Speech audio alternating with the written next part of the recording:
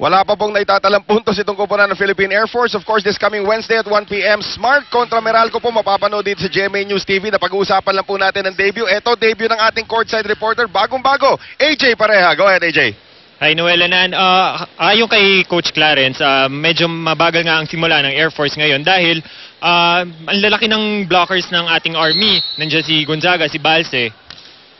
At kailangan, sabi niya kay Rhea, patakbuhin si Micah Ortiz para makapuntos. Lalo na at ang strength niya nga ay yung running kasi lahat ng palo niya napupunta kay Judy. Bantay sarado siya ni Gonzalez. Ang strength according to Coach Clarence ng Air Force ay yung kanilang floor defense na kitang-kita naman sa laro ngayon.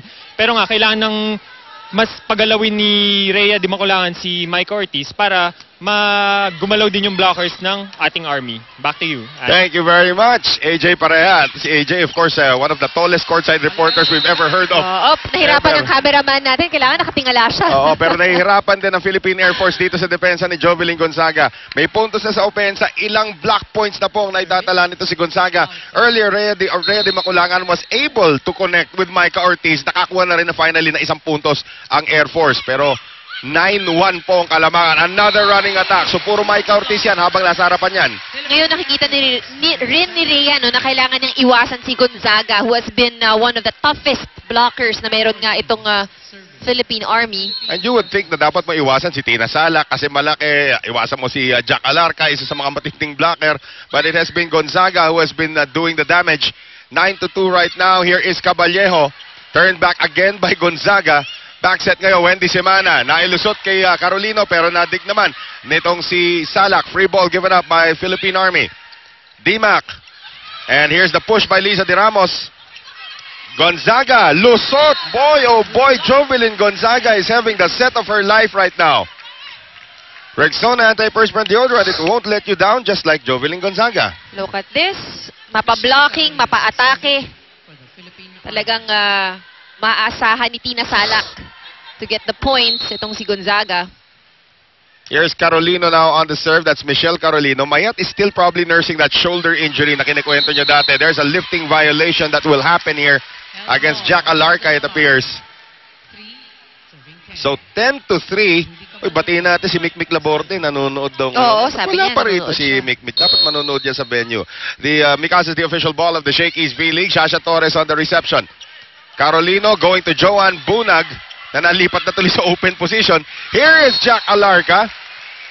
Na ilang taon na natin napanood na ginagawa niya rin dito sa Shakey's V-League dati when she was still playing for LaSalle. One more time around for the former UAAP MVP. Simpleng-simple lang. Oo. Pero kung ikaw rin naman si Tina Salak, ang dami mong options. Ay, nako. Well, the same thing can be said about Rhea Di Maculangan dito, and there's even now a setting violation or double touch kontra dito kay Rhea. So not really a good start para kay Rhea. The question now para kay Clarence Esteban is, do you bring Wendy Ann Semana into the setting position? When will that happen? Tignan natin. Nice serve by Gonzaga. Rhea, one-hand set for Joy Cases. Gonzaga is there again. Joanne Bunag changing direction. Ang ganda ng adlib doon ni Captain, ha? Sa ngayon, ang Philippine Army clearly in control of this first set. Dito naman sa Philippine Air Force, hindi lang nahihirapan sa opensa, pati yung depensa nila. Hirap magbasa.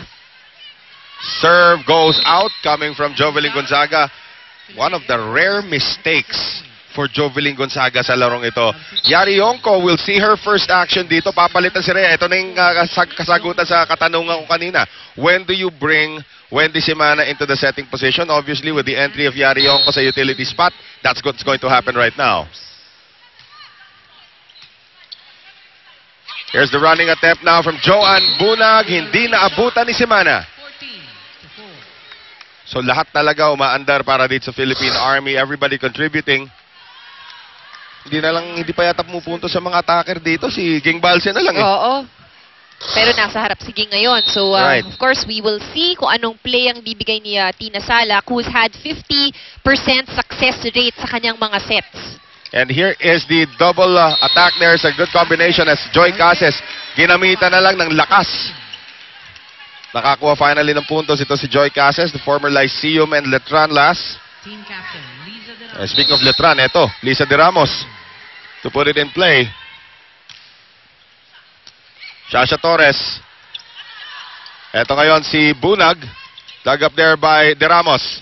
Here's Cases. At blanca siya doon itong si Balse. Cases once again. Gonzaga on the dig. Free ball given up there and Gonzaga goes down. Wala pa sa depensa ito. Oh, single block there coming from Joan Bunag. Cases. Nice take by Shasha Torres. Balse. Oh. Anticlimactic end to a very good rally. Pero magandang effort yung nakita natin that they both went for the dive itong si Balse. Wipe out si Oo. wipe out si Gonzaga ni Balse that time eh. Service. De Ramos. De Ramos on the serve. Gonzaga, Salak, combination, Bunag. Bunag off the block. 15 to Makikita 6. natin si Bunag din, scoring from all points dito sa harap para sa Philippine Army. Si Sergeant Bunag yan sa totoong buhay. Oh, Pero Sergeant. on the court, Captain Bunag siya. Oo. Philippine Army. 15 to 6. If it's Fun Family Pizza, it's gotta be Shakey's. Balmaceda, Caballero from behind. Salak! Oh! Lahat na gumawa. Si Balse na lang talaga hindi pa. Second, technical 16 to 6. It is a fiesta for the Philippine Army here in our first set.